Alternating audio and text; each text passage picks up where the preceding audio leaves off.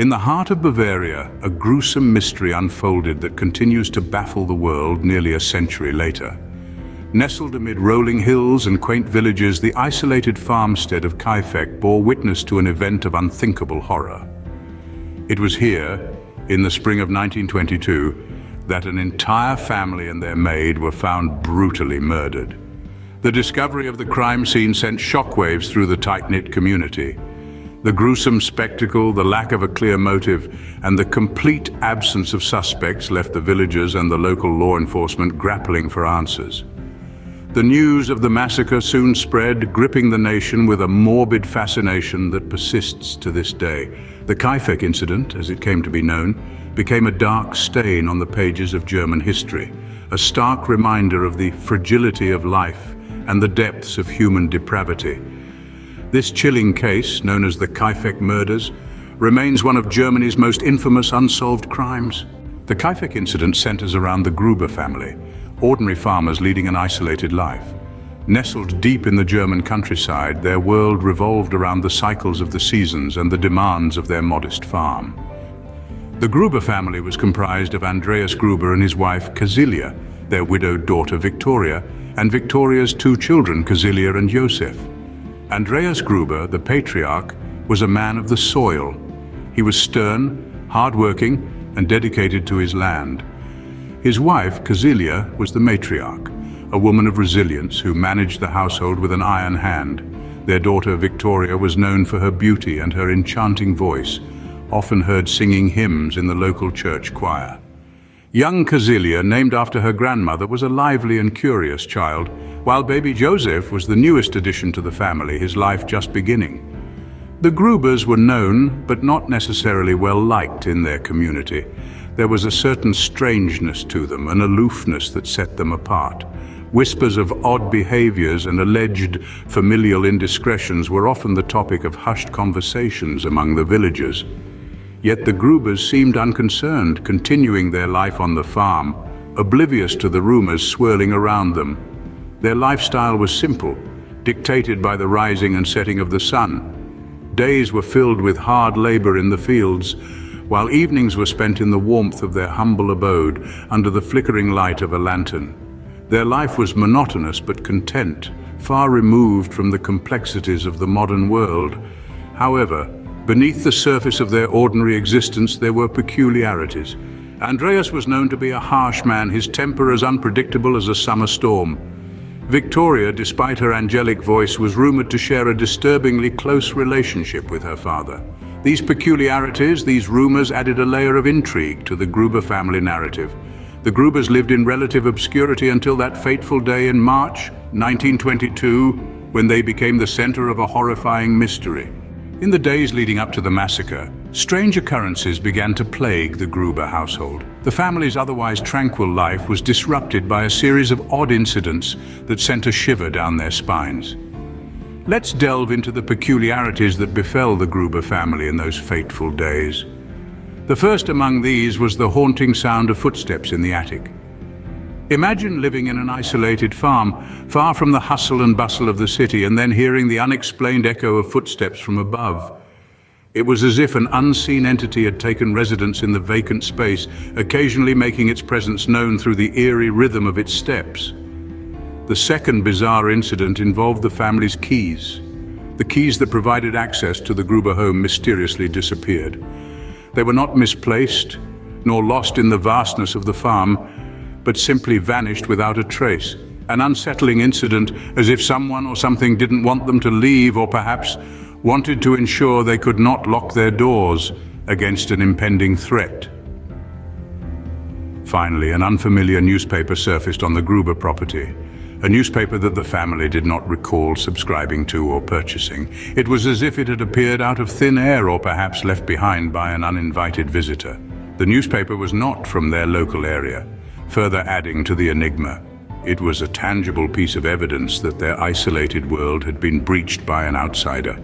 These unsettling occurrences were not mere figments of their imagination. They were real, tangible incidents that hinted at a sinister force at play, a force that was slowly inching closer to the family, getting ready to strike. The Gruber family, oblivious to the danger lurking in the shadows, carried on with their lives, unaware of the horrifying fate that lay in wait for them. These eerie incidents were the ominous prologue to the tragedy that was about to unfold. On March 31st, 1922, the tranquility of the Bavarian countryside was shattered by an unthinkable act of violence. Imagine, if you will, a serene, bucolic landscape plunged into chaos and terror. The Gruber family, who had lived simply, were found in a state that one could only describe as horrific. The local villagers, upon realizing they had not seen the Grubers for some days, ventured to the isolated farmstead. What they discovered was a scene of brutality that would leave an indelible mark on the community. The Grubers and their maid were found lifeless, their bodies grotesquely mutilated. The discovery was shocking enough, but the state of the bodies added a layer of the macabre to the incident. The authorities were called in, and a preliminary investigation commenced, revealing a chilling tableau of violence. The investigators were faced with a conundrum. The bodies bore signs of a struggle, suggesting that the victims had tried to fend off their assailant. Yet the property was undisturbed. There were no signs of forced entry, no missing valuables. It was as if the perpetrator was not a stranger, but someone who had known the Grubers, someone who had been able to gain their trust. Further adding to the mystery, the farm animals were found well fed, and the house was kept in a neat and tidy state. It was as if life on the farm had continued as normal even after the grisly incident. This led to speculation that the perpetrator had stayed at the farm after committing the crime, a thought that sent a chill down the spines of the villagers. The initial investigation left the authorities baffled. The clues were perplexing and contradictory, offering no clear leads. The tranquil Bavarian countryside had been transformed into a crime scene, the peace shattered by an act of violence so brutal it was almost unimaginable. The brutal nature of the crime sent shockwaves through the community, leaving more questions than answers. The Kaifeck murders had taken place, and they would forever be a dark chapter in the otherwise peaceful history of this rural community. The investigation into the Kaifeck murders was as perplexing as the crime itself. The authorities found themselves tangled in a web of intrigue, with no clear path to follow. The crime scene was undisturbed for almost 4 days after the murders, contaminating potential evidence, and the advanced state of decomposition of the bodies further complicated the forensics. As investigators delved deeper into the case, they faced an uphill battle. The rural location of the farm, the lack of immediate witnesses, and the delayed discovery of the crime scene were just a few of the challenges that stood in their way. The isolated nature of the Gruber family's lifestyle also meant there were few leads to pursue. In the face of such adversity, the investigators zeroed in on a handful of suspects. One was a neighbor, Lawrence Schlittenbauer, who was among the first to discover the bodies. His behavior raised eyebrows as he seemed oddly unperturbed by the gruesome scene. Then there was the mysterious handyman who had been living on the farm up until 6 months before the murders. He was never found by the authorities, adding fuel to the fire of speculation. Over the years, countless theories have been proposed, some more plausible than others. Some suggest the murderer was a vagrant or a passing traveler. Others point to a disgruntled ex-employee seeking revenge. There are even theories that suggest the crime was the result of a family feud gone horribly wrong. The case has also captured the imagination of paranormal enthusiasts. The reports of strange occurrences at the farm before the murders, such as footsteps in the attic and unfamiliar newspaper articles, have led some to suggest supernatural involvement. Despite the many leads and theories, the case remains unsolved. The investigators' efforts were hampered by the lack of technology and forensic science available at the time. As the years passed, the trail grew cold, and the possibilities seemed to multiply rather than narrow down. Despite numerous suspects and theories, the Kaifeck murders remain a mystery, the truth buried with the victims. The Kaifeck incident has left an indelible mark on history, transcending time and borders. Its enduring fascination is evident in the countless books, films, and documentaries it has inspired.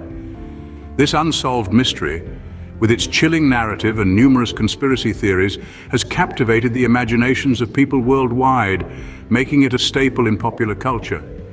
But the Kaifeck incident is more than just a tale of horror. It also revolutionized our understanding of crime scenes and investigations. It highlighted the importance of preserving evidence, the necessity of thorough questioning, and the role of community in solving such cases.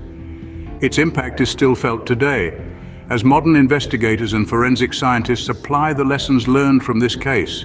The Kaifeck incident has served as a grim reminder, a case study, and an inspiration for improvement in the world of criminology. The Kaifeck murders, a chilling tale of mystery and horror, continue to captivate and confound us nearly a century later.